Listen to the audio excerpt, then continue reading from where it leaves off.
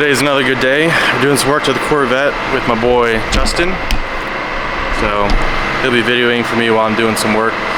What we have going on here is the stock Corvette seats are fine. Kind of comfortable actually, but with me being 6'2", it doesn't really make for the best fit with the helmet when I'm on track.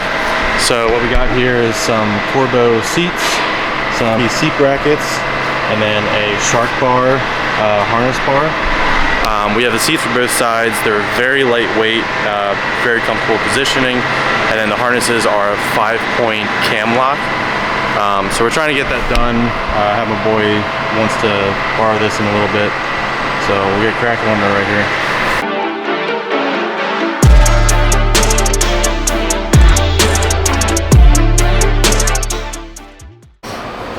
Alright, so here we got the shark bar. Pretty nice setup. This will go in between the, I guess, B pillars, C pillars, whatever you want to call it. It mounts on the factory seatbelt location. And then these are for the tie bars that go down to your frame of the seat. So they'll have two bars which are laying down there. They have two bars here, and then your harness will wrap around these two spots. And this is kind of just to keep them in place instead of sliding back and forth on the bar. So very nice color, super good powder coating job actually.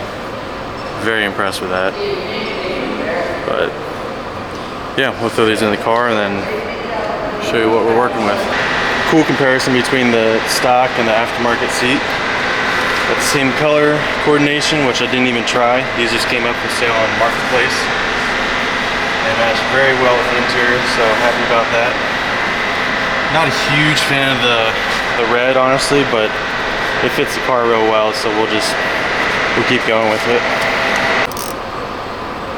So we're popping the fire extinguisher bracket out, and the way I mounted it is it's on the same rail that these are stuck onto underneath the car. And being as the car is fiberglass, you have to be careful where you drill holes or where you mount this stuff on the floor. So just pay attention to that. There's a couple tie bars, I guess you could say, some cross member bars that go across the underside of the floor here. So just pay attention to that. But another warning is with Corvettes, since they are pretty much all fiberglass, if you're working underneath the car, which is what I'm gonna do now, try to cover your arm because all that fiberglass will stick in it and it's itchy for like a week straight and super annoying. So just a word to the wise, as I stick my arm under there and don't cover it. They have these bolt adapters. Basically what these do is they space the seat up, just looks like about a ½ inch off the ground. And what that is doing is keeping it off your padding, your carpet and whatnot. This is pretty much the main piece of the puzzle. So basically it's like a stud adapter. This goes onto the stud on the floor, and then it pretty much just gets it to the right height so you can mount your seat too. So the nice part about these seats is they have a side mount positioning here as well as the bottom mount. Only issue with the Corvettes is they have a lack of headroom, especially with the helmet. So pretty much any guys that are above 6 foot tall, you're going to want the AMT seat mount to get you as low as possible on the floor.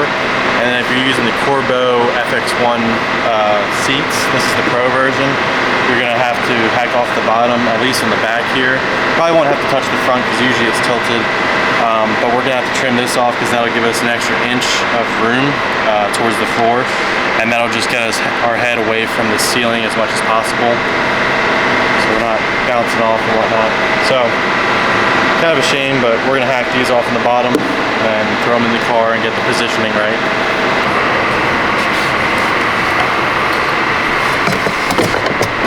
Okay, so you can kind of see Corvettes also have a limited amount of space side to side because of the trans tunnel being so prevalent. And then of course you got your door when it closes. So there's not a whole lot of seats that fit. The Corbeau FX1 is one that fits for sure. But we're checking the seat position now. I kind of just threw the brackets in here to get it at a test spot. So I'm gonna put the padding in, sit in it. So this kind of shows where our bracket's at. And then we're gonna find the position here on the rail where the bolts need to go through.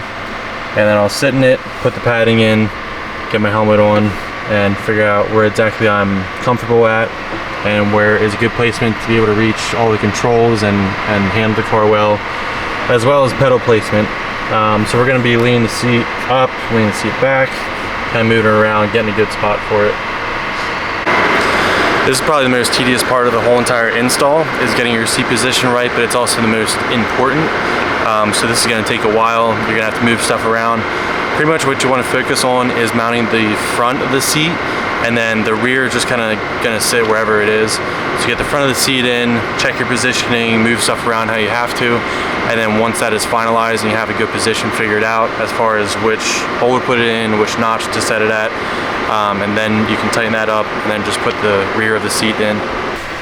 As you can see, we're at the very top notch. That's to keep my head away from the ceiling as much as possible when I have my helmet on. And then we've got about 2 notches, then we're on the 3rd or 4th one there, I guess the 3rd one there. We're gonna pull the rail and everything out of the car, then tighten it up outside of the car. We're gonna leave the rear loose because that's what we're gonna tighten last, so that we can position it in correctly.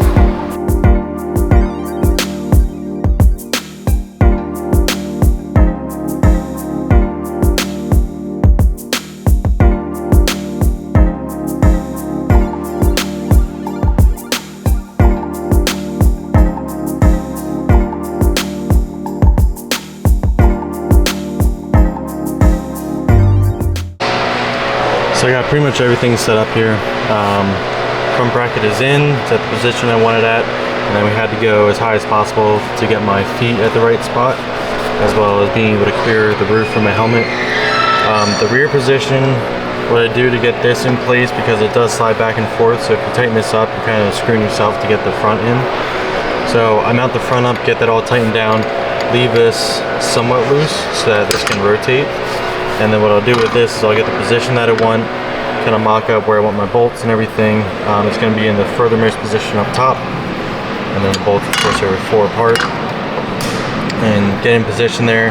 And then I go in with the wrench from the inside and tighten this front one up, because that's the only one I can reach. And then I take this one out, swing it down, tighten these both up, and then the last bolt you'll have to tighten down is the back one, obviously. We got this thing all wrapped up here, ready to go in the car. So we're gonna finagle it in there.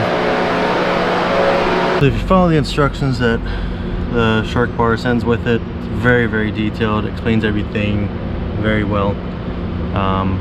Pretty much not missing anything. So we got our hardware here. You're throwing that in. 3 per side here. All right, so these 2 are for the bar that comes down from the crossbar down to your seat mount, and then this one replaces your factory T50 Torx up near the seatbelt area. Alright, so these are going to take place at the T50 Torx that are on the pillar, and what you're going to do, just slide it through there, and they have a little shim here to space it away from the pillar itself. Pop that guy on, and slide her on in there. So you got both sides in, connected to the pillars. Now this little eyelet here is for the connection bars that go from here down to your seat mount. So we're gonna pop those in real quick. And then these are pretty nice. They have a Heim joint on each end, and you can adjust it accordingly to how your seat is mounted or where exactly it's mounted. I'm leaving everything loose so I can kind of adjust it as I go. But for the bottom here, to connect to the seat bolt, I have a nice little bracket which doesn't seem to fit, so it's making me think that we need to put this underneath the adapter for the AMT seat mount. So we got the bracket on. I'm gonna have to bend it up a little bit, because if I push it out the whole way here, it's rubbing into the carpeted piece back here. So it's probably meant to take the carpet out, but we like full interior cars here. So we're gonna tighten this down and bend it up a little bit. It should clear.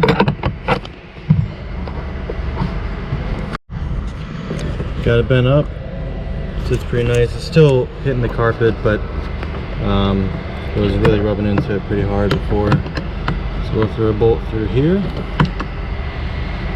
real quick.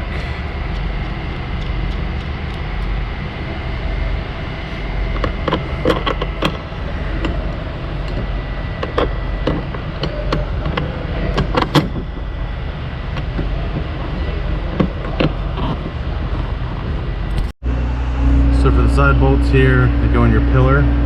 What I found is it takes an H10. I'm not sure if that's the exact size, but it fits pretty snug. So tighten those up on each side. We have the one tie bar going from the top of the bar here down to the brackets on the floor. That's all snugged up. And then we will, once we get this tightened and in the right position here, we will snug these up and adjust the bar accordingly. So I found out pretty quickly that these are made to have the factory seat belts as well. So there would be a gap in between the bolt flattening out on the bar itself.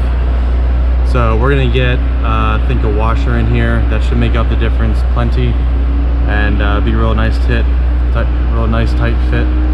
Otherwise the bar wouldn't be secured tightly in this area. It would just kind of be sitting there, and the only thing holding it would be the tie bar here, and we don't want that. All right, so we got this side all tied up, all mounted properly, and tightened. The other side, we didn't really finish that up because I need to get the bracket for it, and I forgot to bring it along today. But bar is in, so we're gonna throw the seat in and then get the position right and bolt it down. So we are on day 2 of the seat install. Kind of ran out of time yesterday, so I figured I'd finish it up today. Got the passenger side bolt adapters in, so you can see there.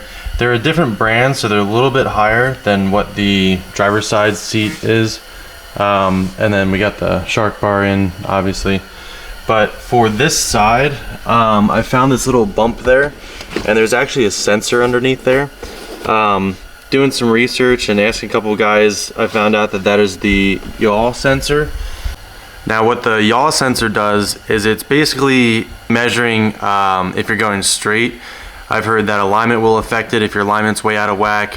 If the car's been in an accident and the frame's bent, it'll detect that, and it won't let your active handling operate correctly. Guys have said that the ABS still works fine even if you have it unplugged or crimped wires or whatever for the yaw sensor, but as far as the active handling part of that, it won't work properly. Again, this is Z06 only, guys, so this might not even pertain to you, but just kind of heads up, if you're planning on leaving the car full street car, everything operational, you'll want to mount that at a different location. For right now, because I have the ABS bypass, I'm not going to worry about it. I'm just going to unplug it, move the plug out of the way so it doesn't get smashed, and then later, if I fix the ABS unit, we'll put that back in and mount it up properly. We're just going to focus on getting the harnesses in, get the passenger seat in at a decent position. As you can see, I got this bar all tied up here, nice and tight, so everything's ready to go. Just have to tighten that down. This looks like 2 10mm bolts, one on here, one on the other side, and this little clip. Boom, just like that. And then we're going to tuck the harness kind of up somewhat. We might even tuck it behind the center console area just to make sure it doesn't get smashed or pinched or whatever. And then the yaw sensor sticks up about 1 inch off the floor, 1.5 inches or so. So we'll zip that off real quick. There we go. So there you have it. That's your yaw sensor. I guess it sticks to the floor. I don't know what this port does, but yeah, that's what you got there. So don't smash that. If you have active handling, just pop it out. It takes 2 minutes, not a big deal. So with that out of the way, this piece is just going to be flexible. You can get flattened, no big deal. And you're not crushing any factory components. And yesterday I trimmed the rear pucks on the bottom of the driver's seat. So this is kind of showing that it's at the highest setting on this bracket, and we're not able to go any lower because the pucks are going to hit the the bottom bracket itself. So that's why it's kind of important if you're a taller person like myself, 6 foot or above, or even close to 6 foot. It just pays to shave those off. I know it's kind of ruining the seat, but just shave them off, get yourself an extra inch of clearance so you can sit a little bit lower. It'll make a world of a difference in the long run. So here's where the belt's going to be coming out of from the side. There's one on each side, and we have thankfully 3 little holes here. We're going to use the middle one because it lines up perfectly with where the strap will be coming out of. And we're looking here on the clasp. This is straight up and down, so this will be coming in from the right side of the seat, and then this will be going on from the other side.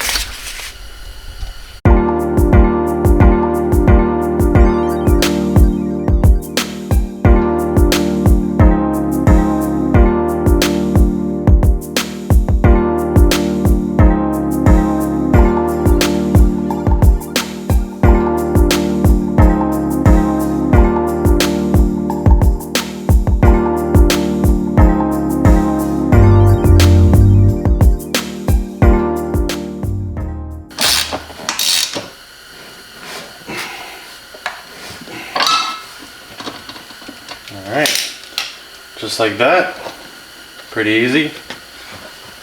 Do the other side.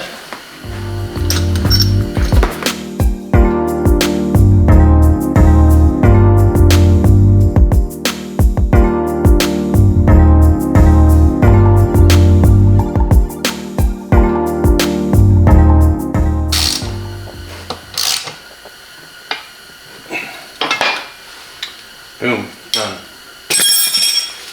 Fantastic. And there we have that. And then the shoulder straps, of course, will come up through the center.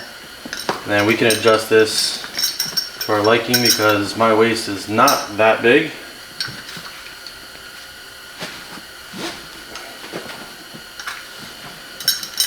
So, those will just clip in like that. And you're locked in. Cam locks are nice because all you have to do is really twist the center, unlocks it. I forget what the other style is called, but I used it once. Couldn't figure it out for the life of me. I don't know what I don't know what was so hard about it, but these are super nice if you can afford to get this version. Alright, so we got this thing wrapped up for the most part.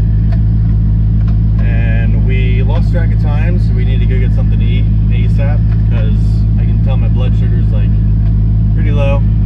But driver's side is in. I need to get the harnesses put on the bars yet, but I also need to bolt down the passenger side seat, so that's another thing. But we're gonna go get a bite to eat real quick.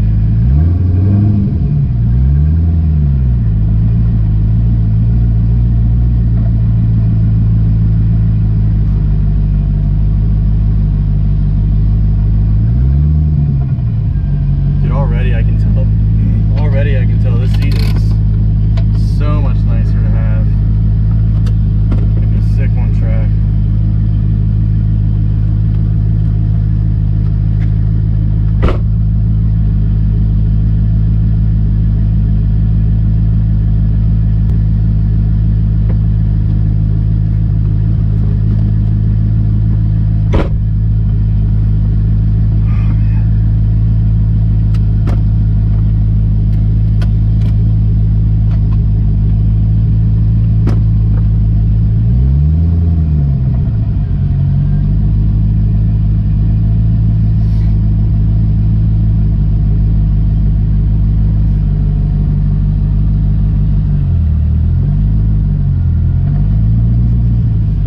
I tell you I put two-step in this? I put two-step in this the other month. I know, you want to hear it?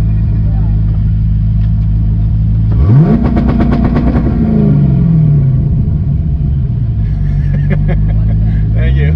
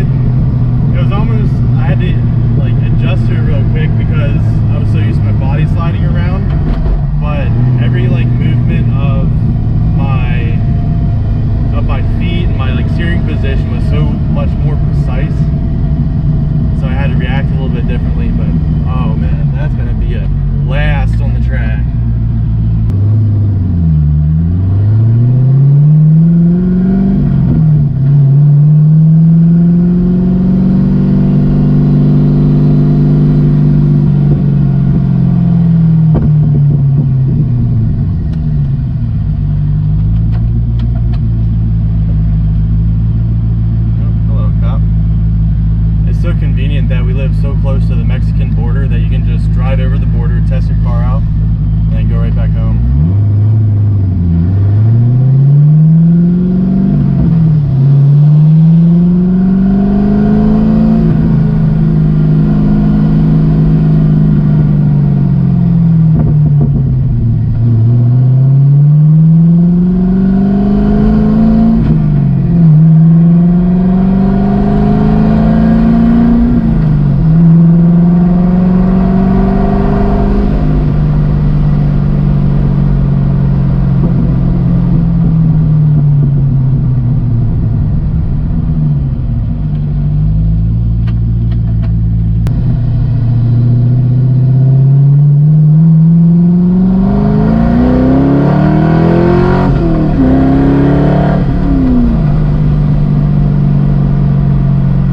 So first impressions, love these seats.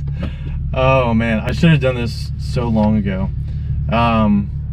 Yeah, did a little testing at the Mexican border, and I didn't go anywhere for once. I didn't have to brace myself. I didn't have to really grab the steering wheel to hold on, make sure I was in control. Every little movement of the steering wheel was very precise. I didn't have to it wasn't all sloshy. Like, it felt so much tighter, like me as a driver, and how I was responding and reacting. If you have a Corvette and you're drifting, or you're doing any sort of autocross, circuit racing, whatever, get seats. I would say that's probably the first thing I would do at this point. Drifting, you can get away with it for a while, honestly. More importantly for drifting is the angle, because these cars have 0 angle from factory, and then maybe an e-brake, depending on how much you rely on that, which you shouldn't really anyways. But so I guess that would be priority for drifting. There's a lot to do with just driver style and kind of what you rely on more. I know a lot of guys rely on the e-brake. Some guys just like to flick it. Some guys foot brake a ton. Really depends on the power level of the car, how the car responds, your driving style and whatnot. So, but yeah, these seats, very happy with them. Can't wait to take this thing to the track and really get the full use out of it. But I can tell already that I'm a better driver with these seats. So